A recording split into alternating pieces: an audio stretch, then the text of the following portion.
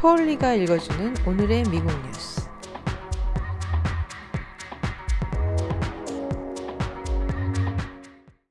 오늘 뉴욕 타임즈의 일면에는 1950년대부터 지금까지 GDP 경제 성장률을 그린 그래프가 나오고 있습니다.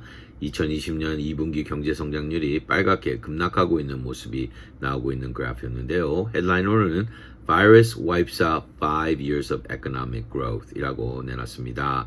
지난 5년의 성장률이 한순간에 다 사라졌다는 뜻인데요. 금년 2분기 둔화는 신기록을 세웠다라고 합니다.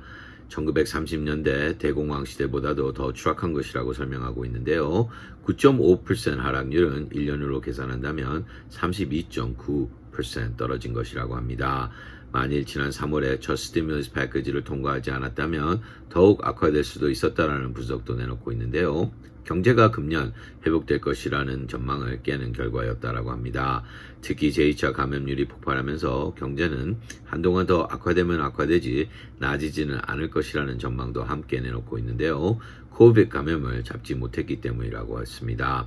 이번 주에도 140여만 명이 추가로 실업보험을 신청했다라고 지적하고 있는데요. 이제 3천여만 명이 실업자 보험을 받고 있다라고 합니다. 여러 기업들과 식당 그리고 소매상들이 계속 파산을 하고 있는 이상 새로운 직장이 어디서 나올지 의문스럽다라고 했습니다. 상황의 심각성을 워싱턴 정치인들이 빨리 이해해야만 한다는 기사입니다. 다음은 이런 위기 중 트럼프 대통령은 대선을 연기하자라는 엉뚱한 발언만 하고 있다라고 꼬집고 있는 기사도 나오고 있습니다. Crisis abound, yet Trump chooses to attack election 이라는 헤드라인으로 다루고 있는데요. 트럼프 대통령이 이렇게 헌법상 불가능한 일을 제시할 때 그의 약한 모습이 노출되고 있다라고 꼬집고 있습니다.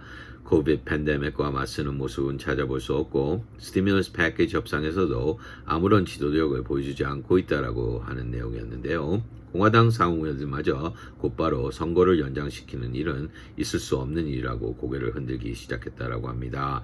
트럼프 대통령이 갈수록 자신감을 잃고 있는 모습을 보여주고 있다라는 기사였습니다. 이어서 뉴저지에서 징역을 1년 미만 앞두고 있는 3천여 명의 죄수들을 곧 석방시킬 것이라는 소식도 나오고 있습니다. Prisoners could be freed early 이라는 헤드라인으로 다루고 있는데요. COVID-19 사태 때문이라고 합니다. 감옥에서 사망한 죄수들의 숫자가 미 전국 안에서 뉴저지가 제일 높다라고 하는데요.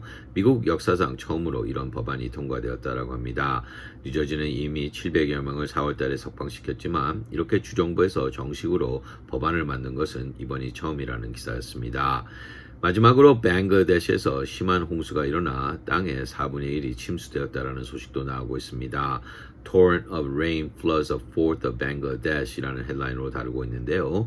2달 전에 심한 소용돌이가 남부 지역을 파괴한 후 또다시 일어난 재난이라고 합니다. 이미 세계에서 제일 가난한 지역에서 살고 있는 사람들이 그들의 가진 모든 것을 다 잃었다라고 하는데요. 기온 변화가 일어나면서 계속 이런 홍수들과 태풍으로 더욱 시달리고 있다라고 합니다. 선진국들이 오염으로 일어나고 있는 기온 변화의 대가를 이런 후진국들이 치르고 있다라는 기사였습니다. 이상이 오늘 뉴욕 타임즈의 주요 헤드라인들입니다.